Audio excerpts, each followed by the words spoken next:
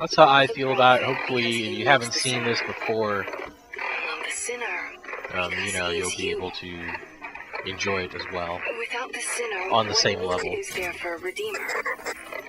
Without sin, what grace has forgiveness? Righto, righto. Alright. There's this guy dressed in white, clearly a man of God.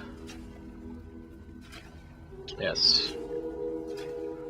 Religious symmetry, or symbolism everywhere. And every year, Pretty insane. on this day of days, we recommit ourselves to our city and to our prophet, Father Comstock.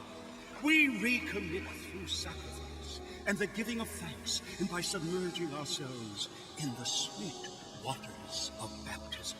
And lo, if the prophet had struck down our enemies at wounded knee, and not railed against the Sodom beneath us, it would have been enough.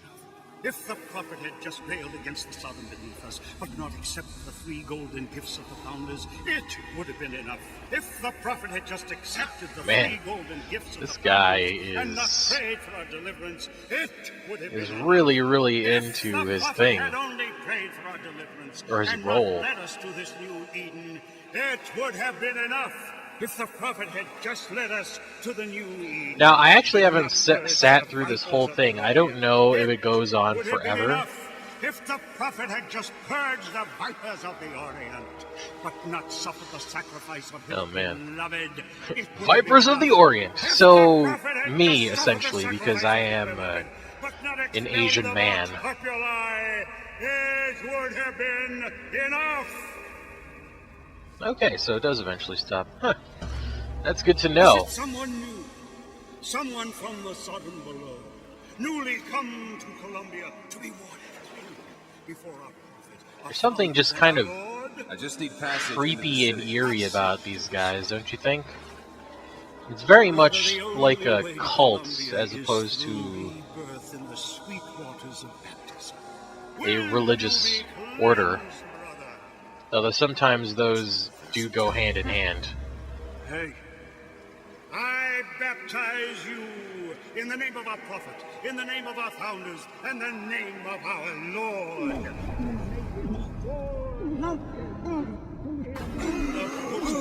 Speaking of baptisms, for preschool, I believe I did go to a Baptist school. Okay, right. It's really interesting that I've had the chance to be, or to experience both the, I guess, like the Baptist side of religion, even though I wasn't old enough to understand, and also the Buddhist side of religion when I was a bit more traveled and could understand the concepts a little better. I didn't really have a bad time in Baptist school. I mean, I was a kid, so even if I did, I probably don't remember. But I did have a lot of fun. It was interesting, from what I can remember. In fact, I remember there was a play that we did where we reenacted, I guess, like, sort of like the events that transpired to the birth of Jesus and stuff like that. And I remember my part. Industry that set her above all other nations. To Father Jefferson, a scroll, so that Eden might have laws that set her above all other nations.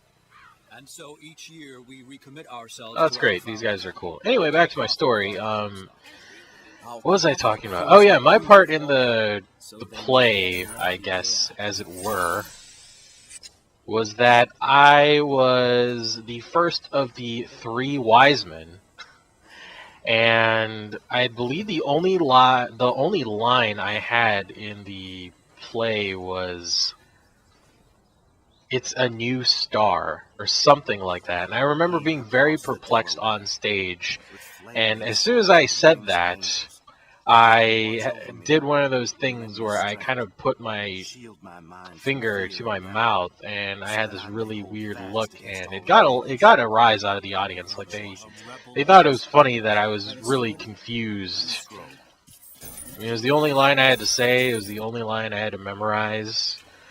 And so I'm sure it was pretty funny. I do have it on video somewhere. Not with me, obviously, it's back at home. But that was quite an interesting experience for me. And I mean, I haven't experienced necessarily any bad things personally having to do with religion. It's just that there's a lot of corruption going on right now in the religious world. And another thing that's really hard for me to get behind as far as religion goes, like, you know, like I said before, I'm not really trying to offend anyone necessarily, but the problem with a lot of religion, like Christianity, if I could use that as an example, is I do believe that a lot of the ideas and stories could have come from someone that was referred to as Jesus Christ or God at some point in life. That is definitely something that I can understand and try to comprehend. What I don't like is the fact that the Book of God has been edited by man over many generations, like hundreds of years, or, you know, at this point even thousands of years. And so it gets kind of lost and muddled. Like I said, a lot of the ideas are probably good, and you don't necessarily have to take at face value, but at the same time, I mean, like, they're not necessarily ideals that you don't want to live by. But to just... I feel like a lot of the word has probably been twisted a little bit to suit ideals and purposes. Even in its most... How would I even say that?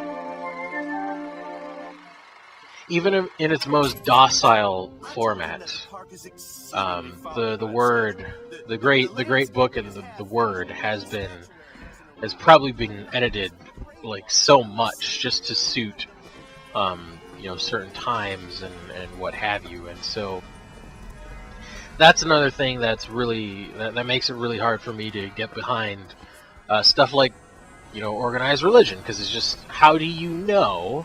I mean, obviously you have to take it on faith, so to speak, that what you're following is, and the ideals that you're living up to are 100% correct, and that you can live by it. And that's a really hard thing for me to actually do, and it's just a very strange thing. Like, I like to know that if I'm getting behind something, that there is some factual, tangible,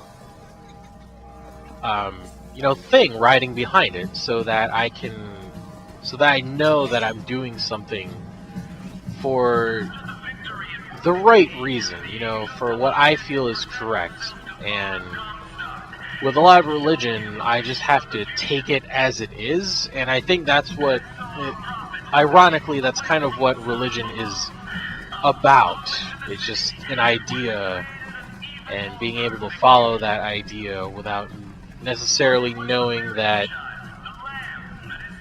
it's 100% correct. And it's just hard for me to get behind something like that. So I think if you can see what I'm saying there, that's just my take on the whole religion thing, which is why I'm agnostic in the first place. But, you know, it really had me thinking when I was playing BioShock or Infinite, at least the first time through, and even now it just has me questioning, you know, certain things, like, you know, why do we do what we do? You know, why people choose to believe in what they believe in, stuff like that. It goes into a whole bunch of philosophical, crazy things, and, you know, I could go probably on and on about basically philosophical beliefs and stuff like that. I've had so many philosophical discussions with friends, and honestly, it gets kind of crazy sometimes, just because philosophy is just idea and all that stuff. And it says, "You are on your honor. Put money in the basket. Founders bless you." There you go. Well, free money. It's a game, and I can take it, and I will, because that's what I do. Seek only to lead our lamb astray, the false shepherd. AD. Okay. That looks like death or a ring wraith or something. And obviously all the angels I'm just gonna akin to Doctor Who. So there we go. Don't blink, guys, don't blink. Scary things happen when you blink.